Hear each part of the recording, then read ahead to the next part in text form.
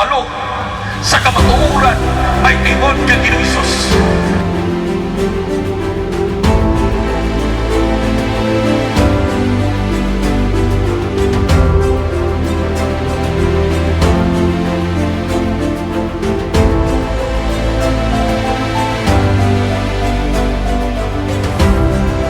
Ginoo, nagatawag kanimo karon sama kang Isaiah. Sa kinahanglan kita mahimong connected sa Ginoo aron kita mahimong connected ngadto sa uban. Your coming here is not an accident.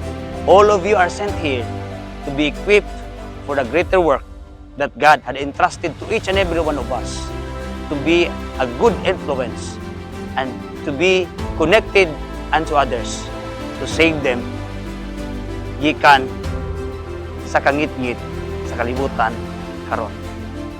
Happy Sabbath ang Ginoo, magapanalangin kanatong tanan.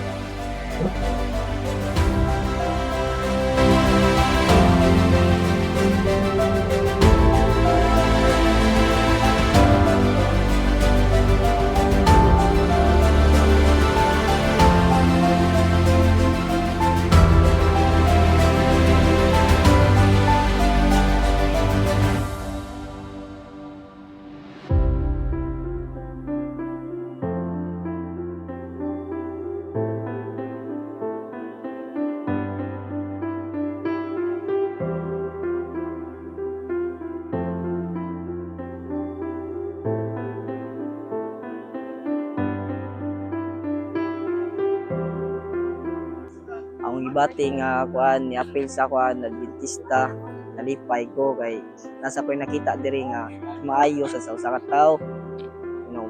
Nakaingon ko nga murag time na murag mabag-o na siguro ko kay tagan sa kong kakuanan ba na bantayan sa nga sakto sa jud kay ba nga kuan kapasara ka ng bawal magbisyo kay kanatanan na mo ko tanan bisyo. Nakaingon ko nga wala sa jud ko gamahay nga naka-apil ko ni kay kuan sa kanay kuayo man sa kuan kaugalingon dir sa kamukanan nakaingon ko nga nalipay sa jud ko nga kuan naka-apil ko ni nga kuan para ramsad sa nakaw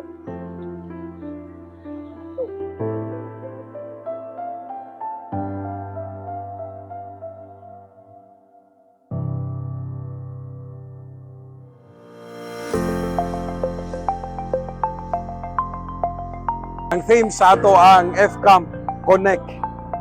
Mahuman ang F-Camp, mauli ta sa ato ang kadayang nga mga distrito Puloy-anan, inomdumi ang pinakamaayo nga pagpili sa imong kinabuhi-isip usa ka batanon kanang mopili ka nga si Kristo mao'y imong Dios, mao'y imong manluluwas ug mao'y mobalik aron ikaw kuwaon o papuyon sa langit ng Puloy-anan. I hope and I pray nga sa inyo nga pagkabatanon dili lang during sa F-Camp na kita mo pili sa Ginoo, kundi sa matag panahon sa atong kinabuhi.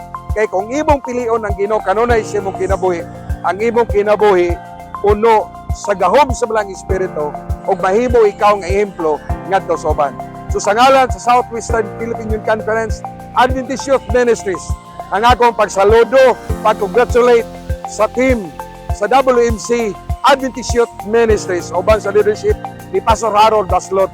Ang Ginoo magapanalangin kaninyo og dili ta moundang alang sa bulaton sa Ginoo. God bless everyone.